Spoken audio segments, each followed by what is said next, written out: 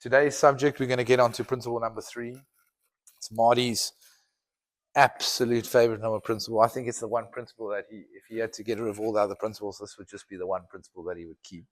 I think when I first got here, we had JFOD up on the board, which was just fuck it, over deliver, which was our original principle. We've expanded a little bit on it.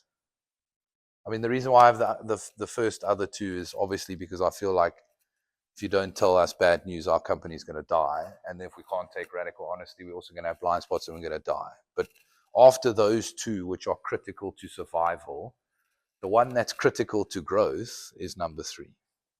Because if you don't have number 3, you won't grow. You'll be very average and you'll most likely fail eventually because everyone else is in the same camp. So this is the first principle on our list about how do we succeed as a company. The other two are protecting us against failure. So on that note, I want to hand over to Marty D. Thank you, Brendan. Okay, so obviously JFAD was probably a little bit aggressive, which is a trait I do have, and I'm also working on. The radical honesty has made me aware of that. But so this next principle, and this is for me something that has defined where I am today and where I think us as a company have been able to grow to, because it's a fundamental principle that I live by. Yeah. Under promise, over deliver to clients, expectation setting and management. I don't know how long it's been now, close to 20 years.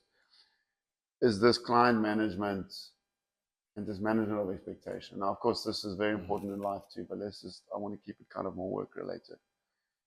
I mean, it feeds directly into a fundamental principle that I have just in life in general as well. And that's this element of trust. And I'm sure you can all relate to this, and how trust is not an easy thing to give anyone. Correct? You don't trust people easily. Now I'm talking about you in your personal capacity. Unfortunately, the world has become a place of a lot of distrust. So I think to really succeed in life, you want to earn more trust.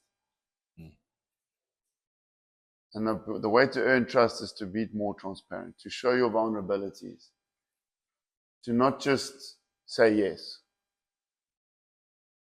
Because, of course, it's easy to say yes. Most people think the way to keep a client happy or anyone happy in any relationship is to say yes. But what I believe and what I've learned is that it's exactly the opposite.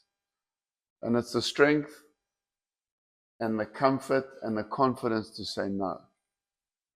Because that's how you set the correct expectation. So I believe in this world, the status quo is yes. And I've sat in so many very, very important meetings with very important clients and very powerful clients. And the general consensus around the table when the client's asking very tough questions is just to say yes.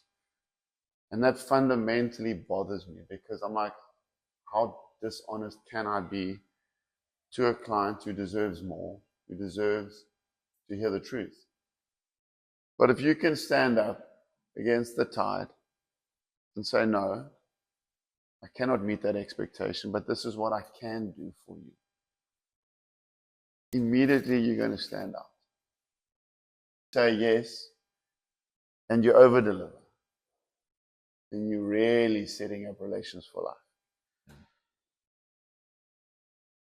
So by saying no, resetting the expectation, and then still being able to come back and recover and over-deliver will be one of the greatest traits you can ever learn. Yeah, do it once or twice, and then you become the trusted advisor, right? Which is what we're all aiming for.